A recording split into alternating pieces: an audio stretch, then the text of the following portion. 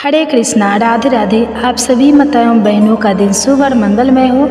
आप सभी के गर्भ में पल रहे शिशु पर कान्हा जी का आशीर्वाद सदा सर्वदा बना रहे। आप सभी आज हमारे YouTube चैनल पर श्रवण कीजिए गर्भ कथा। माताओं बहनें, आपसे अनुरोध है कि वीडियो को पूरा देखिएगा। आधा अधूरा ज्ञान हमेशा आधा अधूरा ही रहता है, इसलिए कभी भी वीडियो को काट काट कर नहीं देखिएगा और हो सके तो ज़्यादा से ज़्यादा शेयर कीजिएगा, क्योंकि ज्ञान बांटने से ही फल मिलता है। इसीलिए हो सके तो शेयर कीजिएगा। जितने भी माताएं बहनें हैं सबके साथ शेयर कीजिएगा और वीडियो को पूरा देखिएगा शुरू से अंत तक। अच्छी कथाएं हैं, आपको अच्छी लगेगी। कथा श्रवण करने के बाद आपको अच्छा फील होगा, इसलिए वीडियो को ज़्यादा देखिएगा और हो सके तो वीडियो को लाइक करके कमेंट्स में हरे कृष्णा राधे राधे जरूर लिखिएगा और अपना आशीर्वाद हमें कमेंट्स के माध्यम से ज़रूर दीजिएगा। आप सभी का बहुत बहुत धन्यवाद जो आप सबने मुझे इतना प्यार देते हैं, मेरे वीडियो को इतना प्यार देते हैं और इतनी गहरी से समझते हैं और कथा की रसपान करते हैं। तो चलिए एक बहुत ही प्रेरणादायक कहानी आज सुना रही हूँ। गर्भ में मिला ज्ञान अभिमन्यु की एक सच्ची कहानी। आपसे अनुरोध है, हाथ जोड़कर विनती है कि वीडियो को पूरा देखिए शुरू से लेकर अंत तक। अच्छी कहानियाँ हैं, अच्छी लगेगी आपको। गर्भ में पल रहा शिशु भी आनंद लेगा। इसके लिए गर्भवती माता एक शांत अवस्था में बैठ जाए जहाँ बहुत ज़्यादा डिस्टर्ब ना हो और अपने दोनों हाथ को मलता से गर्भ पे रख ले और अपने बच्चे को धीरे से बुलाए, आओ आओ मेरे बच्चे, आज मैं तुम्हें एक ऐसी कहानी सुनाने जा रही हूँ जिस गर्भ में ही अभिमन्यु की सच्ची कहानी, जिसने गर्भ में ही चक्रव्यूह भेदना सीख लिया था। क्या तुम जानते हो अभिमन्यु कौन था? आओ मैं तुम्हें आज विस्तार से सुनाने जा रही हूँ। तो चलिए श्रवण करते हैं। क्या आपने कभी सुना है कि एक बच्चा अपनी माँ के गर्भ में ही युद्ध की सबसे जटिल रणनीति सीख गया?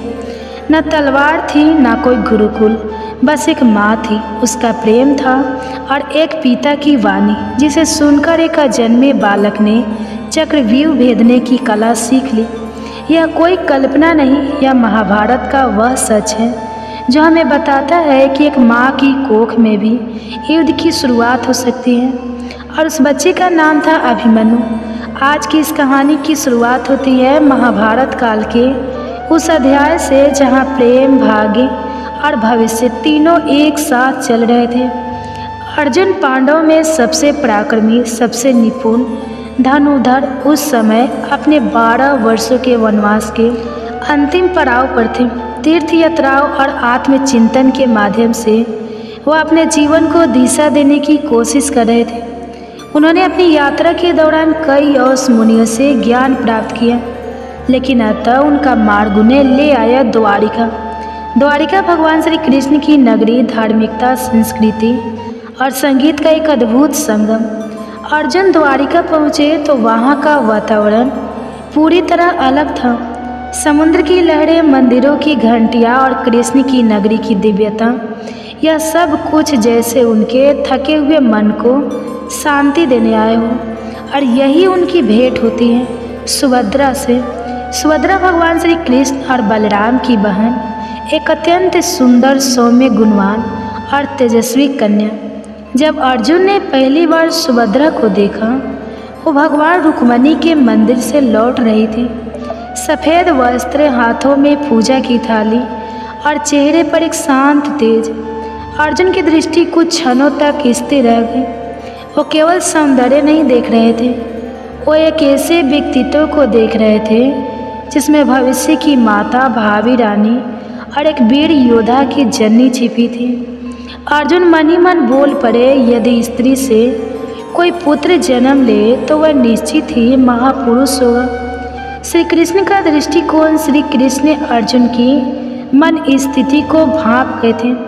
वे मुस्कुराए और बोले, पार्थ, तू तीर्थों की यात्रा पर निकला था, लेकिन तुझे अपनी संतान का तीर्थ मिलने आया है। सुभद्रा कोई सामान्य कन्या नहीं, वह उस यज्ञ की अग्नि है जिसमें धर्म का बीज अंकुरित होगा। अर्जुन थोड़ा संकोच में थे, क्योंकि सुभद्रा यादव कुल की राजकुमारी थी और बलराम चाहते थे कि सुभद्रा का विवाह गुरु वंश के बाहर हो। लेकिन श्री कृष्ण ने कहा, सच्चा विवाह वही है जहाँ मन और कर्म दोनों शुद्ध हों। सुभद्रा तेरे पथ की सहचरी है, तेरे भावी पुत्र की माता है। अब तुझे पहल करनी होगी। सुभद्रा का भी मन मौन में उतर दे रहा था। अर्जुन की विनम्रता, उनकी वीरता और उनका धर्म के प्रति समर्पण, सब कुछ सुभद्रा के हृदय को छू गया था। अर्जुन और सुभद्रा के बीच कुछ दिनों में आत्मीयता बढ़ी। वो एक दूसरे से धर्म, जीवन और भविष्य पर बात करने लगे। एक दिन समुद्र तट पर बैठे हुए सुभद्रा ने अर्जुन से पूछा, क्या आपको कभी डर लगता है युद्ध से? अर्जुन मुस्कुराए, हाँ, जब मैं सोचता हूँ कि मेरे भीतर कोई ऐसी शक्ति ना हो जो मेरी संतति को आगे ले जाए, तब डर लगता है। सुभद्रा बोली, तो हम दोनों एक ऐसा जीवन रचे जहाँ भय नहीं, संस्कार हो। सुविवाह और गर्भ की ओर पहला कदम। श्री कृष्ण के आशीर्वाद और योजना से अर्जुन और सुभद्रा का विवाह हुआ। एक दिव्य उत्सव की तरह शंखनाद, मंत्र, पुष्प वर्षा। और उसी दिन भगवान श्री कृष्ण ने सुभद्रा के कान में कहा, अब तू केवल मेरी बहन नहीं, अब तू एक संस्कार देने वाली माँ बनेगी। तेरे गर्भ में जो आत्मा आएगी वो केवल योद्धा नहीं, वो धर्म का पूर्ण निर्माण करेगा। और यही से उस कथा की शुरुआत होती है जो केवल युद्ध के मैदान तक सीमित नहीं है, बल्कि गर्भ में शुरू हुई एक महान गाथा कथा है। एक माँ, एक पिता और एक अजन्मे बच्चे के बीच का ऐसा पवित्र संवाद जिसने जन्म दिया अभिमन्यु को। विवाह के कुछ महीनों बाद सुभद्रा ने अर्जुन को वह शुभ समाचार दिया जिसका वह हृदय से इंतजार कर रहे थे। प्रभु, मेरे गर्भ में आपके पुत्र का जीवन अंकुरित हो चुका है। अर्जुन कुछ क्षणों तक मौन रह गए। उनके मन में जैसे कोई अनदेखा दीपक जल उठा। उन्होंने सुभद्रा के चरणों में सिर रखकर कहा, तुम केवल मेरी पत्नी नहीं, अब इस राष्ट्र की भावी शक्ति की जननी बन चुकी हो। और वहीं से शुरू हुई गर्भ शिक्षा की वो यात्रा जिसे आज भी इतिहास सिर झुकाकर याद करता है। गर्भ संस्कार की शुरुआत अर्जुन ने अपने शास्त्रों को शांति से एक ओर रख दिया। अब उनकी तलवार, उनका धनुष, वाणी, विचार और ध्यान बन गए थे। उन्होंने निश्चय किया, मैं अपने पुत्र को गर्भ से ही योद्धा बनाऊंगा, लेकिन केवल बाहुबल से नहीं, बुद्धि, विवेक और धर्म से सुसज्जित योद्धा। उन्होंने सुभद्रा के लिए एक विशेष कक्ष बनवाया जहाँ रोज वेदों का पाठ होता, शुद्ध वायु प्रभावित होती, मंदिर की घंटियाँ बजती और जहाँ कोई नकारात्मक विचार प्रवेश नहीं कर सकता। चक्रव्यूह की शिक्षा, गर्भ के भीतर की पहली कक्षा। एक दिन जब सुभद्रा 7वें महीने में थी, अर्जुन उन्हें लेकर महल के उद्यान में बैठे। चारों ओर नीम की छाया, हरे वृक्षों की मंद हवा और शांत वातावरण में अर्जुन ने कहना शुरू किया, प्रिय, आज मैं तुम्हें वह युद्ध प्रणाली समझाऊंगा जिसे चीर पाना किसी साधारण योद्धा के बस की बात नहीं होती। इसका नाम है चक्रव्यूह। सुभद्रा ने उत्सुकता से कहा, क्या यह रचना युद्ध को जीतने का उपाय है? अर्जुन बोले, नहीं, यह रचना युद्ध को रोकने का उपाय है। जो इसे समझ ले वह शांति तक पहुंच सकता है। और फिर उन्होंने सुभद्रा को बताना शुरू किया कैसे चक्रव्यूह 7 परतों का एक घूर्णनशील कवच होता है। हर परत एक भ्रूण है, हर द्वार पर एक महारथी होता है और प्रवेश करते करते योद्धा अपने आप को भूल जाता है। गर्भ में सुन रहा था कोई जब अर्जुन यह सब समझा रहे थे। सुभद्रा तो केवल श्रोता थी, लेकिन कोई और था जो हर शब्द को आत्मा की गहराई से सुन रहा था। वो था अजन्मा अभिमन्यु। गर्भ में परंतु पूर्ण चेतना में। जैसे जैसे अर्जुन चक्रव्यूह की परतों की बात करते, अभिमन्यु की गति बढ़ती जाती। सुभद्रा ने अर्जुन का हाथ पकड़ा और कहा, मुझे लगता है मेरा गर्भ मुझे उत्तर दे रहा है। अर्जुन मुस्कुराए और बोले, वह कोई साधारण आत्मा नहीं है, उसे यह ज्ञान अब आत्मा की स्मृति में अंकित हो रहा है। अधूरी शिक्षा एक नियति लेकर। जब अर्जुन 7वीं परत तक पहुँचे और बाहर निकलने की विधि बताने ही वाले थे, सुभद्रा को अचानक नींद आने लगी। गर्भ का भार, मौसम की गर्मी और गढ़ ज्ञान की थकान। सुभद्रा सो गई। अर्जुन ने भी बात रोक दी। पर शायद नियति को यही मंजूर था। अभिमन्यु ने चक्रव्यूह में प्रवेश करना सीख लिया था, पर निकलने का मार्ग अधूरा रह गया। पर श्री कृष्ण की दृष्टि में यह भी पूर्ण था। शाम को श्री कृष्ण महल आए। उन्होंने सुभद्रा के सोते हुए चेहरे को देखा, फिर अभिमन्यु के गर्भ की ओर दृष्टि की, मुस्कुराकर बोले, बालक ने जितना सुन लिया वही योगों के लिए पर्याप्त है, क्योंकि इसमें केवल अर्जुन की वाणी नहीं थी, इसमें माँ की उपस्थिति, प्रेम और शक्ति भी समाहित थी। उन्होंने सुभद्रा के सिर पर हाथ रखा और कहा, यह बालक तुम्हारे गर्भ से नहीं, तुम्हारी श्रद्धा से जन्म लेगा और यहीं से बन गया वह आधार जिस पर जन्मा इतिहास का सबसे तेजस्वी योद्धा अभिमन्यु। तो दोस्तों, आज आपने सुना कि कैसे अर्जुन ने गर्भवती सुभद्रा को चक्रव्यूह की जटिल रचना समझाई और कैसे माँ के गर्भ में पल रहा बालक अभिमन्यु हर शब्द को आत्मा में उतारता चला गया, लेकिन वो ज्ञान अधूरा रह गया। कहते हैं जन्म तो हर कोई लेता है, लेकिन कुछ जन्म इतिहास की दिशा मोड़ने आते हैं। आज हम बात कर रहे हैं अभिमन्यु की, जिसने गर्भ में ज्ञान पाया और जन्म लेकर उसे धर्म की रक्षा के लिए शस्त्र बन लिया। अभिमन्यु का जन्म एक दिव्यता की अनुभूति पौष माह की एक शांत चंद्र प्रकाश से भरी रात थी। महल के आंगन में तुलसी के पौधे के पास दीपक टिमटिमा रहा था। सभी वेद पाठी ब्राह्मण वैदिक मंत्रों का जाप कर रहे थे। उसी समय सुभद्रा ने एक दिव्य बालक को जन्म दिया।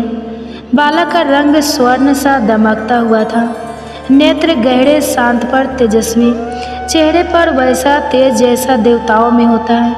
उसका नाम रखा गया अभिमन्यु।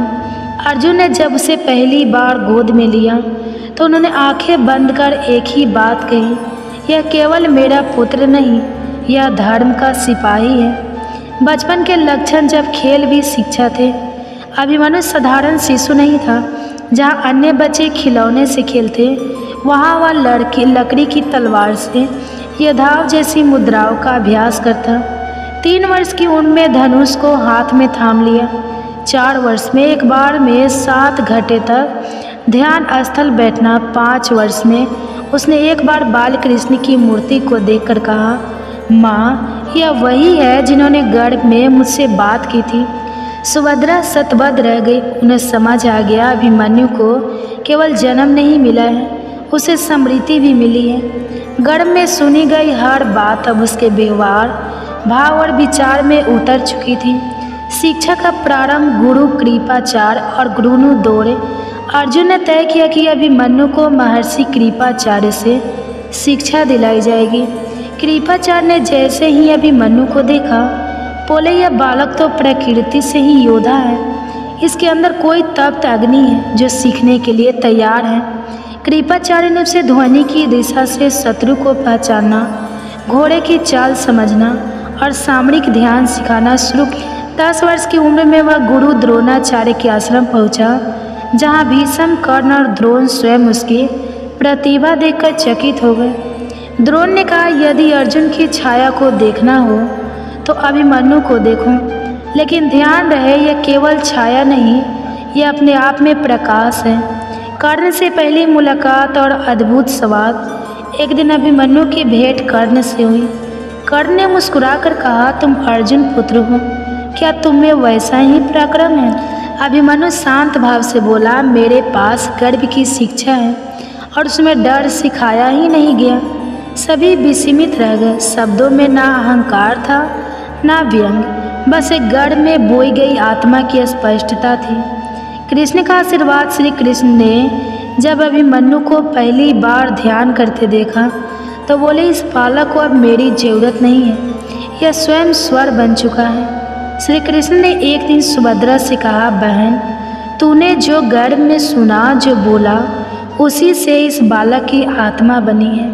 तूने केवल एक शरीर नहीं रचा, तूने धर्म का भविष्य गढ़ा है। संक्षेप में अभिमन्यु का जन्म ध्यान, श्रद्धा और ज्ञान से सींचा गया था। उसके खेल अभ्यास थे, उसकी चुप्पी ध्यान था, उसकी मुस्कान आश्वासन थी। अभिमन्यु वो था जो गर्भ की गहराइयों में ज्ञान को पहचान चुका था और अब समय आने पर उसे संसार के सामने दिखाने वाला था। अगले भाग में जानेंगे जब कुरुक्षेत्र का युद्ध आया और कैसे 16 साल का एक बालक एक पूरी सेना के सामने अकेला खड़ा हो गया और इस तरह जन्म हुआ अभिमन्यु का। वो बालक जो गर्भ में ही युद्ध की शिक्षा लेकर आया, एक ऐसा योद्धा जिसकी आभा बचपन से ही सबको चौंका देती थी। पर दोस्तों, यह तो बस शुरुआत है, क्योंकि अब शुरू होगी उसकी असली शिक्षा, वो साधना, वो सीख जो उसे बनाएगी महाभारत के युद्ध का सबसे वीर योद्धा। तो चलिए आज जानते हैं कि किन गलतियों के कारण हम माँ नहीं बन पाते हैं और किन गलतियों को सुधारने से हम जल्दी ही माँ बन पाएंगे। तो वीडियो को पूरा देखिएगा और अंत में आप गर्भ कथा की भी श्रवण करेंगे। तो आशा करती हूँ कि वीडियो अच्छी लगेगी। आप कमेंट्स ज़रूर कीजिएगा, कमेंट्स में ज़रूर बताइएगा कि आपको जानकारी कैसी लगी। अगर अच्छी लगी है तो आप अपना आशीर्वाद हमें ज़रूर दीजिएगा कमेंट्स के माध्यम से। तो चलिए शुरू करते हैं। माँ बनना हर स्त्री के जीवन का एक अनमोल अनुभव होता है। यह न केवल एक शारीरिक प्रक्रिया है, बल्कि मानसिक, भावनात्मक और आध्यात्मिक रूप से भी गहराई से जुड़ा होता है। इस यात्रा की शुरुआत गर्भधारण से होती है और इसके लिए स्त्री को कई पहलुओं पर ध्यान देने की आवश्यकता होती है। आइए विस्तार से जानें कि माँ बनने के लिए क्या क्या किया जाना चाहिए। देखिए, माँ बनना कोई बड़ी बात नहीं है। माँ बनने के लिए हमें सबसे पहले किन चीज़ की तैयारी करनी चाहिए। माँ बनने की तैयारी मानसिक और शारीरिक रूप से। देखिए, माँ बनने की इच्छा एक गहरा भावनात्मक निर्णय है। इसके लिए आपको स्वयं से कुछ प्रश्न करना चाहिए। क्या आप शिशु के लिए मानसिक रूप से तैयार हैं? क्या आप जिम्मेदारियों को निभाने में सक्षम हैं? क्या आपके जीवन में स्थिरता है? गर्भधारण के लिए शरीर को तैयार करना अत्यंत आवश्यक होता है। इसके लिए हम कदम सहायक हो सकते हैं। निम्नलिखित व्यायाम करें, पौष्टिक भोजन लें, वजन को संतुलित रखें। अत्यधिक मोटापा या कम वजन समस्या उत्पन्न कर सकता है। धूम्रपान, शराब और नशीले पदार्थों से बचें। गर्भधारण की योजना बनाते समय एक स्त्री रोग विशेषज्ञ गायनोकोलॉजिस्ट से मिलना बहुत जरूरी है। डॉक्टर आपके मासिक धर्म चक्र, अंडोत्सर्ग की स्थिति और अन्य आवश्यक पहलुओं की जांच करेंगे। जरूरी कुछ टेस्ट करेंगे। हीमोग्लोबिन, शुगर, थायराइड टेस्ट, यौन संचारित रोगों की जांच करेंगे। पैल्विक अल्ट्रासाउंड कराएंगे। यूरिन और ब्लड टेस्ट कराएंगे। रूबेला, हेपेटाइटिस इत्यादि की बहुत ऐसे जांच है जो डॉक्टर की सहायता से कर सकते हैं। गर्भधारण के लिए सही समय का चयन करना महत्वपूर्ण होता है। मासिक चक्र में एक विशेष अवधि होती है जिसमें गर्भधारण की संभावना अधिक होती है। देखिए, मासिक धर्म के पहले दिन से गिनते हुए 11वें से 18वें दिन तक अंडोत्सर्ग की संभावना होती है। इस दौरान संभोग करने से गर्भधारण की संभावना बढ़ जाती है। देखिए, अंडोत्सर्ग के पहचानने के तरीके हैं: हल्का पेट दर्द, शरीर का तापमान बढ़ना, स्वाइकल म्यूकस में परिवर्तन, ओव्यूलेशन किट से जांच करना। आहार और जीवन शैली में सुधार करते हैं। संतुलित आहार, प्रोटीन, दाल, अंडा, दूध ले, इससे प्रोटीन शरीर में बनी रहती है। फोलिक एसिड, हरी सब्जियां, फलियां ये सब ले। आयरन के लिए पालक, चुकंदर ले सकते हैं। विटामिन डी, विटामिन B12, भरपूर पानी पिए। प्राणायाम, ध्यान और हल्का योग गर्भधारण की संभावना बढ़ाते हैं। मानसिक तनाव कम होता है, शरीर लचीला और स्वस्थ रहता है। जीवन साथी का सहयोग और भावनात्मक सामंजस्य, साथी की भूमिका भी इसमें पूरी होनी चाहिए। पति पत्नी दोनों को एक दूसरे का भावनात्मक सहयोग करना चाहिए। खुलकर संवाद करें, एक दूसरे को समझें और तनाव न बनाएं। संतुलित यौन जीवन, नियमित संभोग करें। विशेषकर ओव्यूलेशन के समय प्यार और विश्वास की भावना बनी रहे। गर्भधारण न होने की स्थिति में क्या करें? 6 महीने से 1 साल प्रयास के बाद भी गर्भ ना ठहरे तो दोनों पार्टनर को टेस्ट कराना चाहिए। स्पर्म काउंट, फैलोपियन ट्यूब की जांच, हार्मोनल संतुलन देखिए। दवाइयों द्वारा ओव्यूलेशन को नियंत्रित करना चाहिए। आयुर्वेदिक चिकित्सा, पंचकर्म से होम्योपैथी विकल्प ले। आयुर्वेदिक औषधियाँ ज़्यादा से ज़्यादा इसमें काम करती हैं। अश्वगंधा तनाव कम करती है। शतावरी प्रजनन क्षमता बढ़ाती है। पुनर्वा गर्भाशय को स्वस्थ रखती है। गौमूत्र हार्मोन संतुलन में सहायक करती हैं।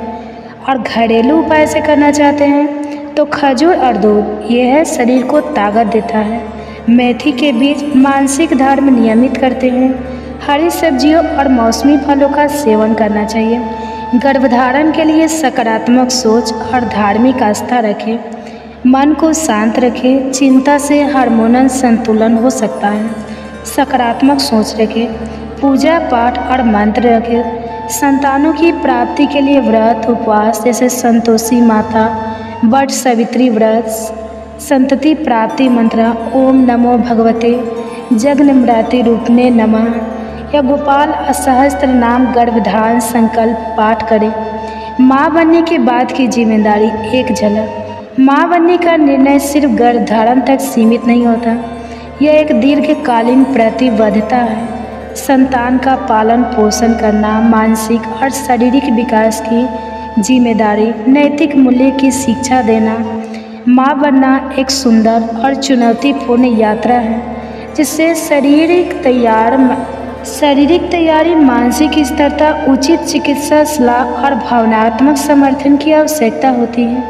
यदि आप इस प्रक्रिया को संपूर्ण प्रेम, धैर्य और विश्वास के साथ अपनाएं तो मातृत्व का द्वार आपके लिए सहज रूप से खुल सकता है। तो ये थी माँ बनने की कुछ प्रक्रिया। जिन माताओं बहनों की गोद नहीं भर रही है, कृपया हम जितने भी जानकारी दिए हैं उन सब की आप फॉलो कीजिए।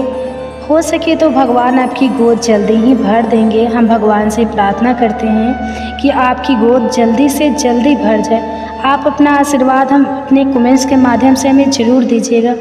आप अपनी आशीर्वाद कमेंट्स के माध्यम से देते हैं। कमेंट्स में राधे राधे हरे कृष्णा लिखते हैं तो हमें बहुत अच्छा लगता है। हमें सकारात्मक अनुभव होता है कि हमारी जो कहानी है वो आपको अच्छी लग रही है।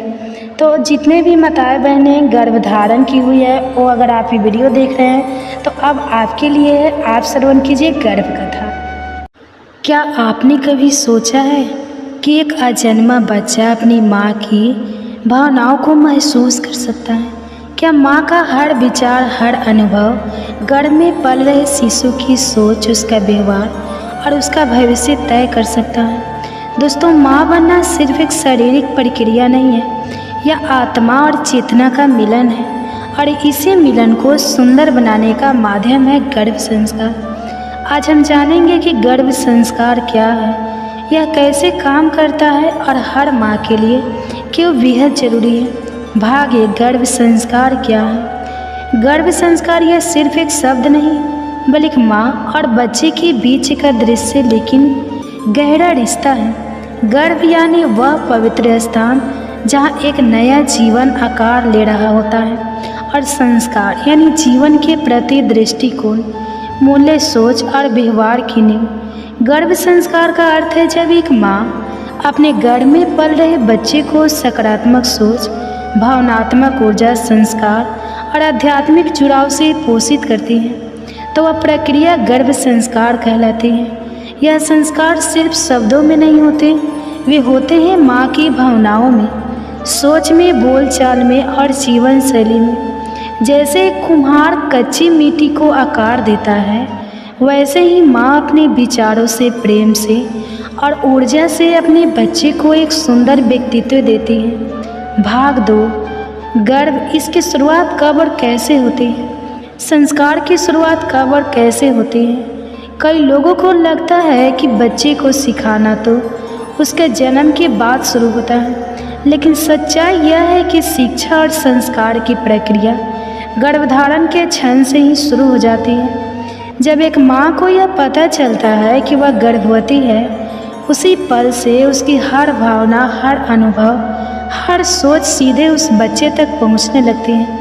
विज्ञान कहता है कि गर्भ में पल रहा शिशु 24वें हफ्ते के बाद माँ की आवाज़ को पहचानने लगता है, लेकिन भारतीय संस्कृति यह मानती है कि शिशु गर्भधारण के पहले दिन से ही ऊर्जा को महसूस करता है। इसलिए गर्भ संस्कार की शुरुआत उसी दिन से होती है जब माँ और पिता दोनों मिलकर अपने भीतर जीवन के बीज को स्वीकारते हैं। शुरुआत कैसे करें? अपनी दिनचर्या को धीरे धीरे शांत और स्थिर बनाइए। विचारों को सकारात्मक दिशा दीजिए। खुद से और अपने शिशु से बात करना शुरू कीजिए। अपने आहार, व्यवहार और मनोभाव पर ध्यान दीजिए। गर्भ संस्कार की शुरुआत कोई बड़ा आयोजन नहीं है, यह माँ के दिल की एक छोटी सी लेकिन सच्ची शुरुआत है। भाग 3, क्या विज्ञान भी मानता है? गर्भ संस्कार का विज्ञान और रिसर्च। अब सवाल यह उठता है, क्या यह सब सिर्फ मान्यताओं पर आधारित है?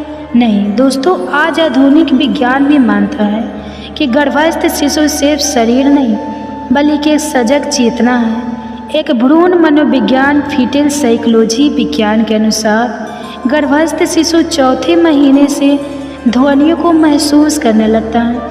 5वें महीने तक वह माँ की आवाज़ को पहचानने लगता है। 6ठे महीने से वह रिएक्ट करने लगता है, यानी अगर माँ गुस्से में हो या तनाव में हो तो बच्चा भी असहज हो सकता है।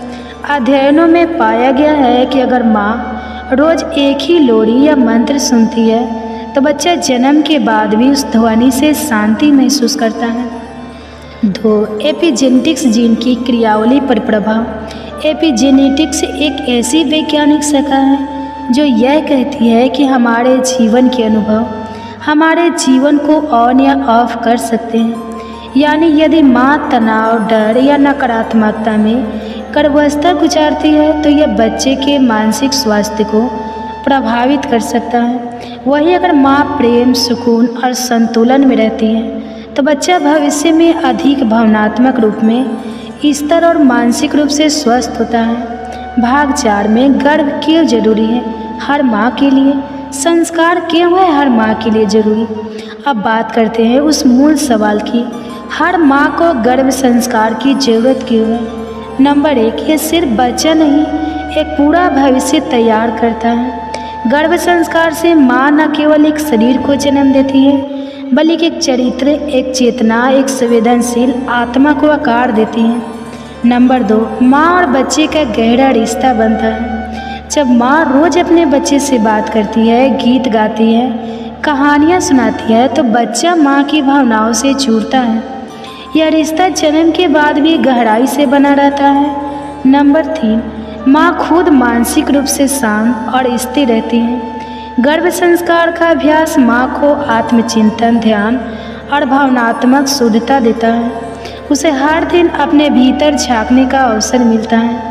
नंबर 4, पूरे परिवार को जोड़ता है। गर्भ संस्कार में पिता, दादा, दादी और घर के सभी सदस्य भावनात्मक रूप से शामिल हो सकते हैं। इससे परिवार में एक साथ आनंद और जुड़ाव आता है। भाग 5, गर्भ संस्कार कैसे काम करता है? अब सबसे ज़रूरी बात, यह प्रक्रिया असल में काम कैसे करती है। गर्भ संस्कार को आप एक ऊर्जा का आदान प्रदान मान सकते हैं। माँ के भीतर जो विचार, भावनाएं, आवाज़ें और धारणाएं हैं वही बच्चे की चेतना के बीच बन जाती हैं। गर्भ संस्कार की कार्य प्रणाली इस तरह होती है। नंबर 1, ध्यान और मन की स्थिति से जब माँ ध्यान करती है तो उसका मन शांत होता है। यह शांति सीधे शिशु को मिलती है जिससे उसका भावनात्मक विकास बेहतर होता है। नंबर 2, ध्वनि और कंपन। वाइब्रेशन से मंत्र, संगीत और सकारात्मक शब्दों की ध्वनि माँ के शरीर से होकर बच्चे तक जाती है। यह ध्वनियाँ शिशु की कोशिकाओं तक ऊर्जा पहुँचाती हैं। नंबर 3, रोज़मर्रा के विचारों से जो बातें माँ सोचती है, मुझे डर लग रहा है या मैं बहुत खुश हूँ, यह बातें बच्चे के अवचेतन मन सबकॉन्शियस में संग्रहित होती हैं। नंबर 4, खान पान और शरीर की क्रियाओं से जो आहार माँ लेती है उसका सीधा प्रभाव शिशु के शारीरिक विकास पर पड़ता है। लेकिन सिर्फ भोजन नहीं, माँ की पाचन शक्ति, नींद, तनाव स्तर और हार्मोनल संतुलन सब कुछ शिशु को प्रभावित करता है। यही कारण है कि गर्भ संस्कार को संपूर्ण जीवन शैली की प्रक्रिया माना जाता है जिससे शरीर, मन, आत्मा तीनों का समन्वय होता है। भाग 6, गर्भ संस्कार की मुख्य विधियाँ। अब सवाल आता है, हम गर्भ संस्कार को व्यवहारिक रूप से कैसे अपनाएं? गर्भ संस्कार कोई भारी भरकम कर्म कांड नहीं है, ये तो प्रेम, ध्यान और सहजता से की जाने वाली एक सुंदर दिनचर्या है। यहाँ कुछ प्रमुख विधियाँ और अभ्यास दिए जा रहे हैं जिन्हें हर माँ और पिता भी अपनी दिनचर्या में शामिल कर सकते हैं। नंबर 1, ध्यान और प्राणायाम। Meditation and breathing. दिन की शुरुआत 10 से 15 मिनट के ध्यान और गहरी श्वास से करें।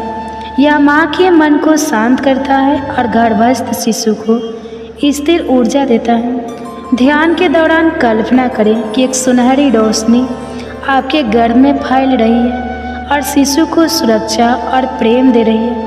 नंबर 2, सकारात्मक स्वाद, पॉजिटिव अफमेंजस। रोज शिशु से प्रेम से बात करें।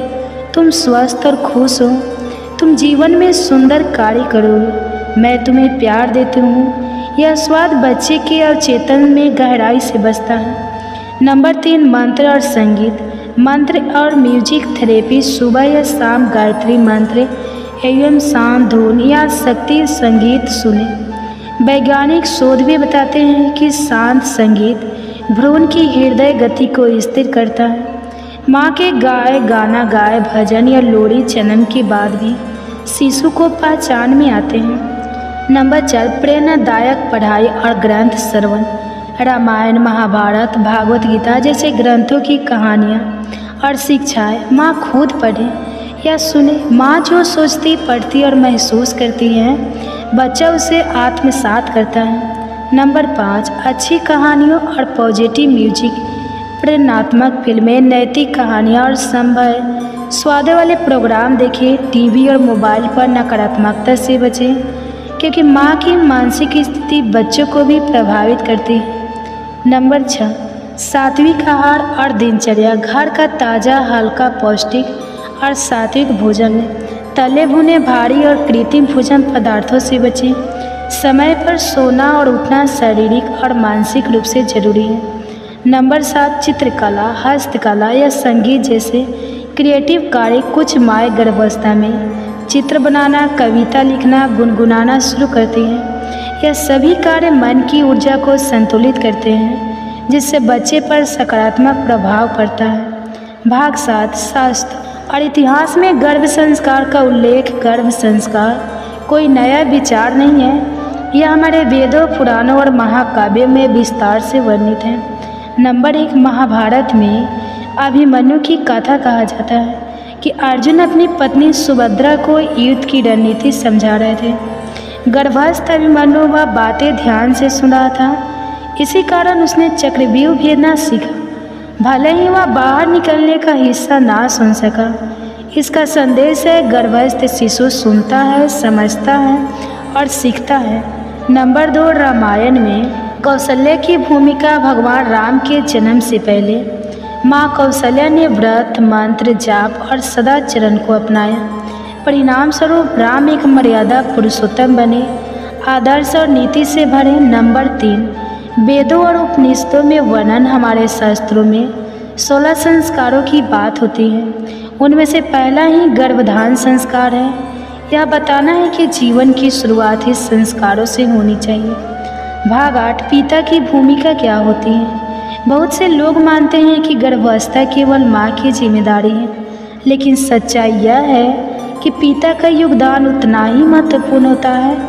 नंबर 1, माँ को भावनात्मक सहारा देना। जब पति अपनी पत्नी को समझता है, उसके मूड स्विंग्स, डर या असहजता को महसूस करता है, तो माँ का मन शांत और सुरक्षित रहता है। नंबर 2, बच्चे से संवाद करना। पिता भी गर्भस्थ शिशु से रोज कुछ बातें कर सकते हैं। पापा तुमसे बहुत प्यार करते हैं, हम तुम्हारे आने का इंतज़ार कर रहे हैं। इससे बच्चा पिता की आवाज़ से भी जुड़ाव महसूस करता है। नंबर 3, घर का वातावरण सकारात्मक बनाना। गुस्सा, लड़ाई या तनाव का माहौल शिशु को डरा सकता है। पिता अगर घर में खुशहाली, सहयोग और समझदारी का वातावरण बनाए रखते हैं तो गर्भ संस्कार और भी असरदार होता है। भाग 9, इसे दिनचर्या में कैसे शामिल करें। Positive routine. अब बात करते हैं सबसे ज़रूरी पहलू की, गर्भ संस्कार की रोज़ की ज़िंदगी में शामिल कैसे करें। इसका उत्तर बहुत सरल है, ध्यान से, प्रेम से और धीरे धीरे। यहाँ एक सिंपल लेकिन असरदार डेली रूटीन है जिसे हर माँ और परिवार अपनाकर गर्भ संस्कार को सफल बना सकते हैं। सुबह की शुरुआत सुबह उठते ही साथ संगीत या मंत्र सुने, जैसे गायत्री मंत्र, ओम या हल्की बांसुरी। 10 से 15 मिनट ध्यान करें। गहरी सांस लेते हुए अपने गर्भस्थ शिशु को प्रेम की रोशनी से घेरें।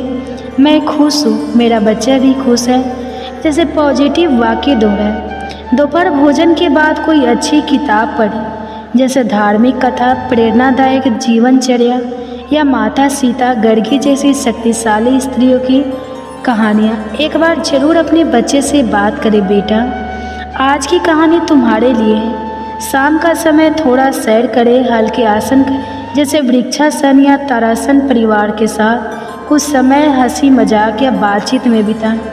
दिन भर की कोई अच्छी बात बच्चे से शेयर करें। आज मैंने गुलाब को मुस्कुराते देखा, तुम भी वैसे ही खिलना। रात को सोते समय शांत संगीत या लोरी सुने। हाथ गर्भ पर रखकर 3 से 4 मिनट ध्यान करें। दिल से कहे, मैं तुम्हें प्यार करती हूँ। बेटा आज का दिन सुंदर रहा। बस ये छोटी छोटी बातें मिलकर एक महान गर्भ संस्कार प्रक्रिया बन जाती है। भाग 10, संस्कार से जुड़े आम मिथक और उनकी सच्चाई। मिथक एक गर्भ संस्कार सिर्फ धार्मिक लोगों के लिए होता है। सच्चाई, गर्भ संस्कार एक मानसिक और भावनात्मक प्रक्रिया है, चाहे व्यक्ति किसी भी धर्म का हो या हर माँ के लिए उपयोगी हो। मिथक, 2 बच्चा तो कुछ नहीं समझता, यह सब फालतू है। सच्चाई, विज्ञान ने साबित किया है कि गर्भ में पल रहा शिशु ध्वनियाँ सुन सकता है, माँ की भावनाओं को महसूस कर सकता है और उनसे प्रभावित भी होता है। मिथक, 3 या सब करने के लिए बहुत टाइम चाहिए। सच्चाई, गर्भ संस्कार को आप अपनी मौजूदा दिनचर्या में आसान तरीकों से शामिल कर सकते हैं। सिर्फ 15 से 30 मिनट भी बहुत असरदार होते हैं। मिथक, 4 या सिर्फ महिला की जिम्मेदारी है। सच्चाई, गर्भ संस्कार एक पारिवारिक प्रक्रिया है। इसमें पिता, दादा, दादी, भाई बहन सभी शामिल होकर बच्चे को स्नेह और सुरक्षा का वातावरण दे सकते हैं। भाग 11, गर्भ संस्कार से बच्चे पर क्या प्रभाव होता है। आप जानते हैं आखिर इन सारी बातों का बच्चे पर असर कैसे पड़ता है। गर्भ संस्कार के कारण बच्चे में यह गुण विकसित हो सकते हैं। नंबर 1, बुद्धिमत्ता। बुद्धिमत्ता में वृद्धि। जो बच्चे गर्भ में अच्छे संगीत, कहानियों और पॉजिटिव वाइब से पोषित होते हैं, उनका तार्किक और भावनात्मक विकास तेज होता है। नंबर 2, आत्मविश्वास और स्थिरता। ऐसे बच्चे अपने विचारों को खोलकर रख पाते हैं, जीवन में आने वाली चुनौतियों से संतुलन के साथ निपटना जानते हैं। नंबर 3, नैतिकता और करुणा। गर्भ में सुनी गई अच्छी कहानियाँ, मंत्र और माँ की सकारात्मक सोच बच्चों को दयालु, संस्कारी और जिम्मेदार बनाती हैं। नंबर 4, मानसिक और भावनात्मक संतुलन। गर्भ संस्कार से बच्चे में कम गुस्सा, कम डर और ज़्यादा सहनशीलता विकसित होती है। नंबर 5, स्वास्थ्य और रोग प्रतिरोधक क्षमता। शांत और स्वस्थ वातावरण में पल रहे बच्चों का इम्यून सिस्टम मजबूत होता है। भाग 12, समापन एक माँ के विचारों से बदल सकता है। एक जीवन। आज आपने जाना कि गर्भ संस्कार क्या है, यह कैसे काम करता है और क्यों हर माँ के लिए इतना जरूरी है। गर्भ संस्कार कोई किताब का अध्याय नहीं, बल्कि हर उस माँ की कहानी है जो अपने बच्चे को सिर्फ जन्म ही नहीं देना चाहती, बल्कि उसे एक बेहतर इंसान भी बनाना चाहती है। जब एक माँ खुद पर काम करती है, अपने विचारों पर, भावनाओं पर, अपने जीवन पर, तो उसका असर सिर्फ उस बच्चे पर नहीं, बल्कि पूरे समाज पर पड़ता है। एक माँ जब ध्यान करती है, मंत्र सुनती है, प्यार से बोलती है, तो उसके गर्भ में पल रहा शिशु हर उस ऊर्जा को अपने अंदर समाहित कर लेता है। वो जो संस्कार बनते हैं, आज व कल एक सभी समझदार और संवेदनशील समाज बनाएंगे। तो गर्भ संस्कार अपनाइए। सिर्फ एक स्वस्थ बच्चा नहीं, बल्कि एक प्रकाशमान भविष्य को जन्म दीजिए। यदि ये वीडियो आपको उपयोगी, भावुक और प्रेरणादायक लगी हो तो इसे लाइक कीजिए, ताकि हम जान सकें कि ऐसी और कहानियाँ आपको पसंद हैं। इसे उन माताएं, बहनों और परिवारों तक पहुँचाइए जिनके लिए यह जानकारी एक जीवन बदलने वाला अनुभव हो सकता है। कमेंट्स में हमें बताइए, क्या आपने कभी गर्भ संस्कार को महसूस किया है? क्या आप भी इस यात्रा को अपनाना चाहेंगी? अगर आप इस विषय पर और वीडियो देखना चाहते हैं तो चैनल को अभी सब्सक्राइब करें और हाँ, हमारी गर्भ संस्कार सीरीज के अन्य भाग भी जरूर देखें, जिनमें सच्ची कहानियाँ हैं, हर माँ की आवाज़, हर माँ का अनुभव है। पे गर्भ कथा। आप सभी माताएं एवं बहनें आज हमारे यूट्यूब चैनल पे श्रवण करेंगे कृष्ण के जन्म के समय की स्तुति। तो माताएं एवं बहनें, आपसे अनुरोध है कि वीडियो को लाइक कीजिएगा और चैनल पे नए हैं तो चैनल को सब्सक्राइब करके बेल आइकन को ऑन कर लीजिएगा, ताकि ऐसे ही वीडियो के नोटिफिकेशन आप सभी के पास सबसे पहले पहुँचे। कहा जाता है कि गर्भावस्था में अगर पूरी भागवत ना भी सुन पाए तो कृष्ण के जन्म के समय की स्तुति अपने गर्भ में पल रहे शिशु को जरूर श्रवण कराना चाहिए। श्रवण करने से गर्भ में पल रहे शिशु पर भगवान के जैसे ही गुण आते हैं। तो आइए बड़े ही प्रसन्न चित्त मन से इस कथा का रसपान करते हैं। मथुरा नगरी के हृदय में जब अंधकार धीरे धीरे गहराने लगा, अत्याचार की छाया लोगों की आत्मा को डसने लगी थी। कंस का आतंक दिन प्रतिदिन बढ़ता जा रहा था। धर्म के लिए यह काल रात्रि के समान था। नर नारी, पशु पक्षी, यक्ष, गंधर्व सभी किसी चमत्कारी ज्योतिष की प्रतीक्षा कर रहे थे। देवकी वासुदेव की अर्धांगिनी मथुरा के राजमहल में अपने 8वें पुत्र की गर्भधारण की अवस्था में थी। वह पुत्र कोई साधारण जीवात्मा नहीं, स्वयं श्रीहरि का अंश था। देवकी का गर्भधारण करना मानव सृष्टि के मध्य अंधकार में एक दीपक के जलने के समान था। जब नारद मुनि को यह ज्ञात हुआ कि नारायण स्वयं इस धरा पर अवतरित होने वाले हैं, वे अत्यंत प्रसन्न हुए। तत्काल ब्रह्मलोक, कैलाश, यमलोक, इंद्रलोक सभी में यह शुभ समाचार फैलाने लगे। देवगण एकत्र होकर क्षीर सागर के निकट पहुँचे, जहाँ भगवान विष्णु विश्राम कर रहे थे। सभी देवताओं ने उनके चरणों में गिरकर प्रार्थना की। विष्णु भगवान ने उत्तर दिया, मैं शीघ्र ही देवकी के गर्भ से प्रकट होकर मथुरा में जन्म लूँगा। जैसे जैसे गर्भ के महीने बढ़ते गए, देवकी के तन में तेज और चेतना असाधारण रूप से प्रकट होने लगी। वासुदेव ने देखा कि उनकी पत्नी के मुख पर दिव्य आभा है। वह केवल एक माता नहीं थी, वे अब संपूर्ण ब्रह्मांड के पालनहार की जननी बनने जा रही थी। गर्भस्थ कृष्ण स्वयं भी उस गर्भ में ध्यान मग्न रहते हुए संसार की स्थितियों को जान रहे थे। वे स्वयं योगेश्वर थे और वहाँ से भी वे समस्त घटनाओं का संचालन कर रहे थे। देवकी कई बार स्वप्न में दिव्य दृश्य देखती। कभी श्रीहरि का शंख, चक्र, गदा और शंख पग दिखाई देता, कभी गोकुल के हरे भरे वन। एक रात्रि जब देवकी विश्राम कर रही थी, आकाशवाणी के रूप में देवताओं की स्तुति गूंज उठी। जय देव जनार्दन, योगेश्वर, जगत धारा, जगत के पालक, योग माया के स्वामी, तुम ही सृष्टि के आदि हो, तुम ही अंत। हे कृष्ण, तुम्हारा गर्भ में रहना भी संपूर्ण त्रिलोकी को पावन कर रहा है। देवकी के गर्भ में तुम दीपक हो, जो अंधकार में ज्ञान की ज्योति जगा रहा है। तो नाम मात्र से पाप विनष्ट होते हैं। गर्भवासी होकर भी तुम त्रिलोक के नाथ हो। हे योगेश्वर, तुम्हारी लीला अमग्य है। अच्युतांत गोविंद नामो स्तुति। श्री कृष्ण जननी गर्भे स्थिति होकर भी तुम समस्त ब्रह्मांड का भार उठाते हो। 8वां मास पूर्ण होते ही मथुरा में भय और कौतूहल दोनों का अवतरण फैल गया। कंस को ज्ञात था कि देवकी का 8वां पुत्र उसकी मृत्यु का कारण बनेगा। उसने कारा पहरा बैठा दिया।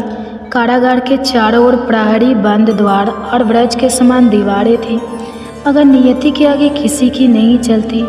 अष्टमी की रात्रि, रोहिणी नक्षत्र, अर्धरात्रि का समय, आकाश में घनघोर घटाएं छाई थी। बिजली कड़क रही थी, परंतु भीतर एक दिव्य प्रकाश फैला हुआ था। देवकी पीड़ा से काँप रही थी और वासुदेव उनके पास चुपचाप ध्यान मग्न खड़े थे।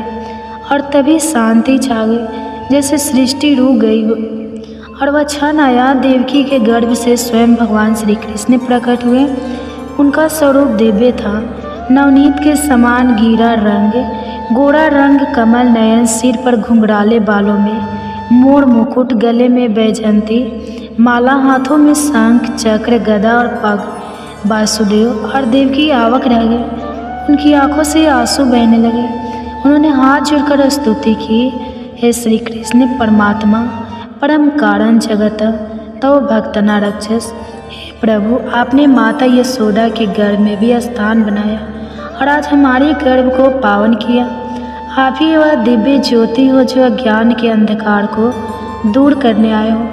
आपका यह जन्म लीला है, पर हर भक्त के लिए यह जीवन का सच्चा प्रकाश है। भगवान श्री कृष्ण ने माता पिता को आदेश दिया, मुझे गोकुल ले जाइए और वहाँ यशोदा के पास छोड़ आइए। योग माया मेरी स्थान लेगी। अचानक कारागार के सभी ताले खुल गए, पहरेदार निद्रित हो गए और यमुना मैया मार्ग देने को फूली सी सेज बन गई। वासुदेव ने श्री कृष्ण को टोकरी में रखकर गोकुल की ओर प्रस्थान किया। वर्षा हो रही थी, पर शेष नाग के फन फैलाकर उस दिव्य बालक को सुरक्षा दी। यमुना जी ने वासुदेव के चरण छूकर उन्हें मार्ग दिया। गोकुल पहुंचकर वासुदेव ने यशोदा के पास सो रही कन्या को लेकर श्री कृष्ण को वहां छोड़ दिया और लौट आए। गोकुल में सुबह का समय जब यशोदा ने आंखें खोली तो देखा कि उनके पास एक परम सुंदर बालक शांति से लेटा है। उनका हृदय ममता से भर गया। उन्होंने उसे अपने स्तनों से दूध पिलाया और नाम रखा कन्हैया। श्री कृष्ण की बाल लीला शीघ्र ही प्रारंभ हो गई। वह अपने बालपन में ही अपनी मोहक मुस्कान, आँखों की चंचलता और अद्वितीय सौंदर्य से सबका मन मोहने लगे। गोपियाँ उन्हें निहारते न आघाते अत्याचार की प्रतीक राक्षसी पूतना को कंस ने भेजा। वह सुंदरी रूप में आई और कृष्ण को दूध पिलाने के बहाने विष का स्तन लेकर पास पहुँची, परंतु श्री कृष्ण ने अपने मुख से उसका प्राण ही खींच लिया। राक्षसी वही ढेर हो गई। गोकुल में यह पहली बार था जब सबको ज्ञात हुआ कि यह बालक साधारण नहीं है। एक बार ब्रह्मा जी स्वयं श्री कृष्ण की लीला देखने आए। उन्होंने ग्वाल बाल और बछड़ों को छिपा दिया। श्री कृष्ण ने सबका रूप स्वयं धारण किया। ब्रह्मा ने अपनी मूल मानते हुए स्तुति की, ओम नमो भगवते वासुदेवाय नमो, ज्ञान मात्राय निर्गुणाय निर्गुणात्मने। प्रकट रूप में खेलते हुए भी आप अचिंत्य हैं, बालक रूप में लीला करते हुए भी आप साक्षात ब्रह्मा हैं। श्री कृष्ण का जन्म केवल एक घटना नहीं है, बल्कि पूरे युग के पूर्ण निर्माण की शुरुआत थी। उनका गर्भस्थ रहना, जन्म लेना और बाल लीला जो कृष्ण गर्भ में देवकी के हृदय को आलोकित करते हैं, वही आज भी भक्तों के हृदय में श्राद्धा का दीप जलाते हैं। उनकी स्तुति कलातीत है। उनका नाम मात्र ही मोक्ष का मार्ग है। नमन उस योगेश्वर को जो कभी बालक बनकर इस धारा पर उतरे। ये गर्भ कथा। अगर वीडियो अच्छी लगेगी तो वीडियो को लाइक कीजिएगा और चैनल पे नए हैं तो चैनल को सब्सक्राइब कर लीजिएगा और कमेंट्स में हरे कृष्णा राधे राधे जरूर लिखिएगा। और हो सके तो ज़्यादा से ज़्यादा आप अपने फैमिली फ्रेंड के साथ शेयर भी कीजिएगा।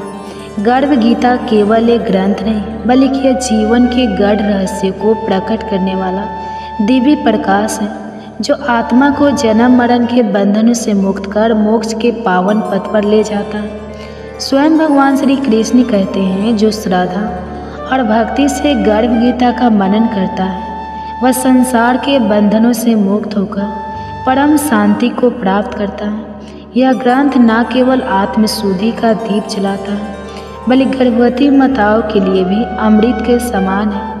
ऐसा विश्वास है कि जो माँ गर्भकाल में श्राद्धा से गर्भ गीता का श्रवण करती है, उसका शिशु न केवल संस्कारी और तेजस्वी होता है, बल्कि दिव्यता से भरकर समाज के लिए प्रेरणा बनता है। यदि आप भी इस अद्भुत ज्ञान की रोशनी अपने जीवन और भावी संतानों में भरना चाहते हैं तो अभी वंदना काव्या चैनल को सब्सक्राइब करें और प्रेम पूर्वक लाइक करें, श्रद्धा से सब्सक्राइब करें और इस दिव्य संदेश को शेयर करके औरों तक पहुंचाएं, क्योंकि ज्ञान जब बांटा जाता है तभी वह संस्कार बनता है। श्री कृष्ण अर्जुन से कहते हैं, जब कोई आत्मा माँ के गर्भ में आती है तो वह मांस, मज्जा और रक्त से घिरी होती है। छठे महीने तक जब उसका शरीर विकसित होने लगता है तब उसे असहनीय पीड़ा का अनुभव होता है। उस अंधकारमय, संकुचित और पीड़ादायक स्थान में वह आत्मा कड़ा उठती है और ईश्वर से विनती करती है, हे प्रभु, कौन सा पाप किया था मैंने जो मुझे फिर से इस अंधेरे गर्भ में आना। उस क्षण आत्मा को अपने सारे बुरे कर्म याद आते हैं। वह पश्चाताप करती है, आंसू बहाती है और ईश्वर से प्रार्थना करती है कि वह इस मोह और दुख से भरे संसार में जन्म ना दे। लेकिन ईश्वर मौन रहते हैं क्योंकि उसका जन्म उसके ही कर्मों के अनुसार निश्चित होता है। श्री कृष्ण कहते हैं, गर्भ की पीड़ा मृत्यु लोक से भी अधिक होती है। यह वह आग है जिसमें आत्मा अपने ही कर्मों की तपन से झुलसती है। वह आत्मा संकल्प करती है कि जन्म के बाद वह सच्चा जीवन जिएगी, ईश्वर का स्मरण करेगी, पुण्य कर्म करेगी। लेकिन जैसे जैसे जन्म समीप आता है वह सब कुछ भूलने लगती है और जन्म लेते ही सब भुला दिया जाता है।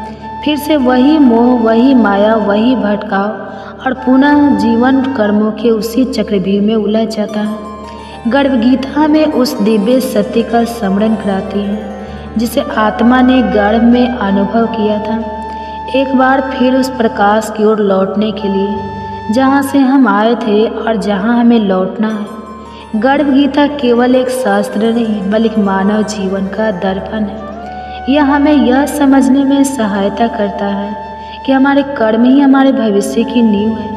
यह ग्रंथ न केवल हमें आत्मज्ञान की ओर ले जाता है बल्कि हमारे जीवन को सच्चे अर्थों में सार्थक और प्रकाशमय बनाता है। गर्भ संस्कार की भक्ति और प्रभाव हमारे प्राचीन ग्रंथों में बार बार दर्शाए गए हैं।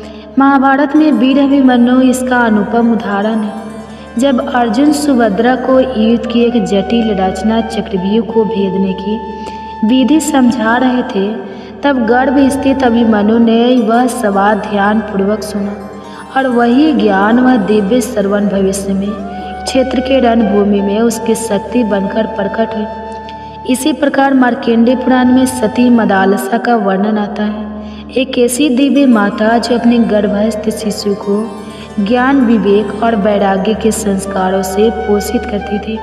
वे अपनी संतान के गुण, स्वभाव और चरित्र को उसी समय गढ़ देती थी जब वह केवल गर्भ में था। उनकी गोद में जन्म लेने वाला हर शिशु मुनियों जैसा शांत, ज्ञानी और सत्य पाठ का अनुयायी होता।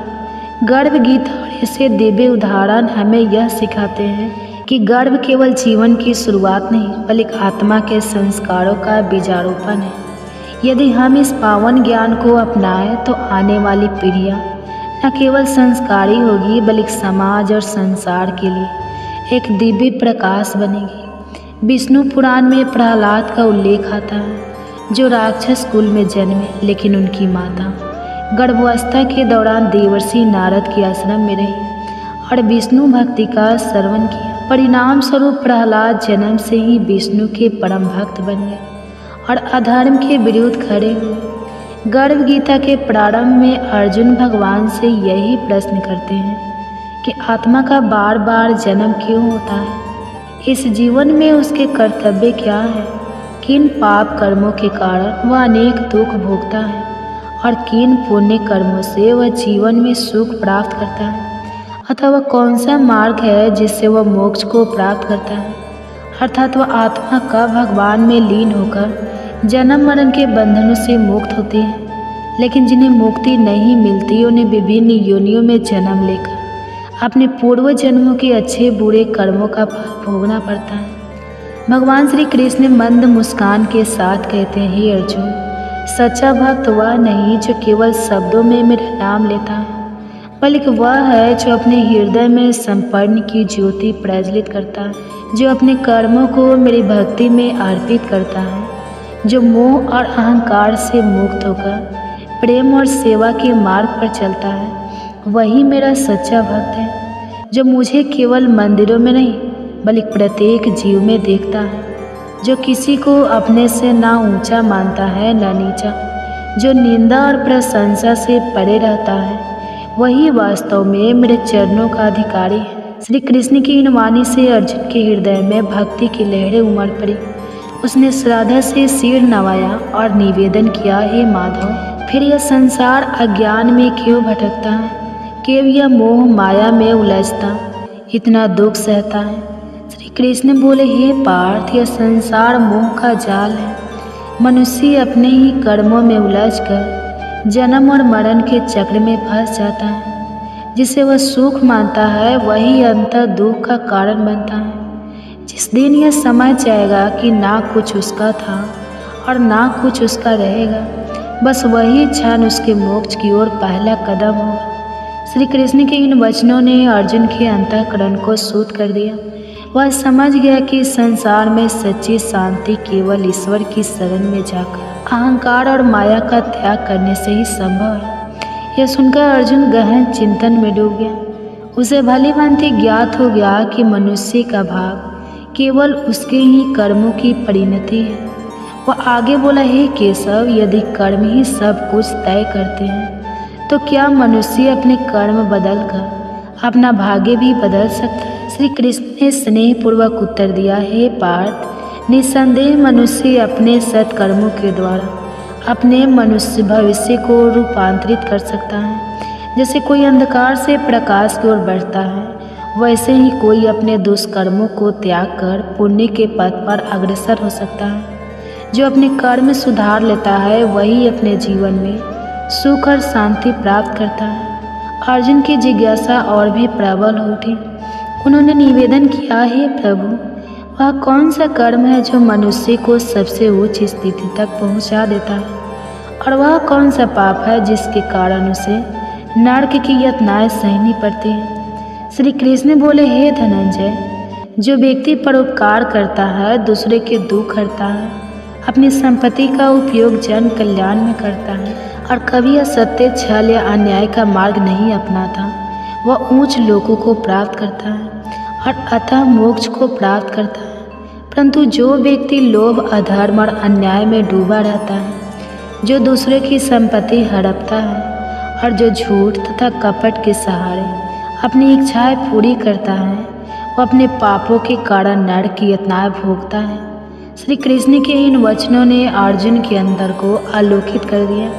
वे भाव विभोर होकर बोले, हे माधव, अब मैं जान गया कि जीवन का सबसे बड़ा धर्म सत्य, सेवा और धर्म का पालन है। जिसने इसे स्वीकार कर लिया वही सच्चे सुख को प्राप्त करता है। श्री कृष्ण मुस्कुराए और बोले, हे अर्जुन, यही परम सत्य है। जो इस ज्ञान को अपने जीवन में उतार लेता है वही जन्म मरण के बंधनों से मुक्त होकर परम शांति को प्राप्त करता है। फिर भगवान श्री कृष्ण के मुखमंडल पर गंभीरता छा गई। वे बोले, हे अर्जुन, यह समस्त संसार कर्म के बंधनों से बंधा हुआ है। हर जीव अपने पूर्व जन्मों के कर्मों का ही फल भोगता है। अर्जुन की जिज्ञासा और भी बढ़ गई। उन्होंने पूछा, हे प्रभु, रक्त विकार उत्पन्न होने का क्या कारण होता है? भगवान श्री कृष्ण ने उत्तर दिया, हे पार्थ, जो पुरुष प्राय स्त्रियों के साथ कपट करता है, जो अपने सुख और संपत्ति के लिए दूसरों का अपमान करता है, और अगले जन्म में रक्त विकार जैसी पीड़ाओं से ग्रस्त होता है। अर्जुन ने पुनः पूछा, हे माधव, कोई व्यक्ति निर्धन क्यों जन्म लेता है? श्री कृष्ण बोले, हे अर्जुन, जो मनुष्य कभी भी दान नहीं करता, जो अपने धन को केवल अपनी सुख सुविधा में लगाता है और किसी भी सहायता नहीं करता, वह अगले जन्म में निर्धनता का जीवन पाता है। उसका भाग्य उसे दरिद्रता की ओर ले जाता है। अर्जुन का मन व्याकुल हो उठा। उन्होंने आगे प्रश्न किया, हे केशव, खंड वायु लकवा किस पाप का फल होता है?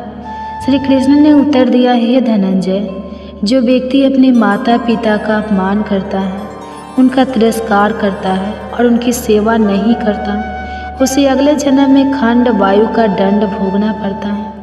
अर्जुन की आंखों में श्रद्धा छलकने लगी। उन्होंने फिर पूछा, हे प्रभु, कोई जन्म से अंधा या अपाहिज क्यों होता है? भगवान श्री कृष्ण बोले, हे अर्जुन, जो व्यक्ति जीवन में अन्याय करता है, जो किसी निर्देश के नेत्रों में आंसू लाता है, जो किसी की टांगे तोड़ने या उसे अपाहिज बनाने का अपराध करता है, वह अगले जन्म में स्वयं अंधवंतर या अपांगता का कष्ट झेलता है। अर्जुन का हृदय पीड़ा से भर उठा। वे बोले, हे प्रभु, कुछ स्त्रियां बाल विधवा क्यों होती हैं? श्री कृष्ण उत्तर देने लगे, हे अर्जुन, जो स्त्रियां अपने पति के साथ छल करती हैं, जो अपने जीवन को झूठ और कपट से चलाती हैं, वे अगले जन्म में बाल विधवा बनती हैं। ऐसे कर्म उन्हें दुख और पीड़ा के पथ पर ले जाते हैं। अर्जुन ने एक लंबी सांस ली और पूछा, हे माधव, यदि कर्म ही सर्वश्रेष्ठ है तो क्या मनुष्य अपने कर्मों को बदलकर अपने भविष्य को भी बदल सकता है? श्री कृष्ण मुस्कुराए और बोले, हे पार्थ, निसंदेह जो व्यक्ति अपने कर्मों को सुधार लेता है, जो सत्य, धर्म और सेवा के मार्ग पर चलता है, वह अपने जीवन को उज्जवल बना सकता है। इस संसार में एक ही अपरिवर्तनीय सत्य है, कर्म जो जैसा करता है वैसा ही फल प्राप्त करता है। अर्जुन ने हाथ जोड़ते हुए कहा, हे प्रभु, आपने जो ज्ञान दिया उसने मेरे अंतःकरण को शांति से भर दिया है। अब मैं जान गया हूँ कि जीवन में सबसे बड़ा धर्म सत्य, भक्ति और सेवा है। भगवान श्री कृष्ण मुस्कुराए और बोले, हे अर्जुन, जो इस ज्ञान को अपने जीवन में उतारेगा वह जन्म मरण के बंधन से मुक्त होकर परम शांति को प्राप्त करेगा। फिर श्री कृष्ण ने अर्जुन की ओर करुणा भरी दृष्टि डालते हुए कहा, हे पार्थ, निसंदेह मन अत्यंत चंचल और बलशाली है। यह उन्मत्त हाथी के समान है जो बिना लगाम के विपरीत दिशाओं में दौड़ता रहता है, परंतु हे अर्जुन, इसे संयम और निरंतर अभ्यास से नियंत्रित किया जा सकता है। अर्जुन ने एक लंबी सांस ली और पूछा, हे माधव, यह अभ्यास और संयम कैसे किया जाए? क्या कोई सरल मार्ग है जिससे मन को वश में किया जा सके? श्री कृष्ण ने मधुर मुस्कान के साथ उत्तर दिया, हे धनंजय,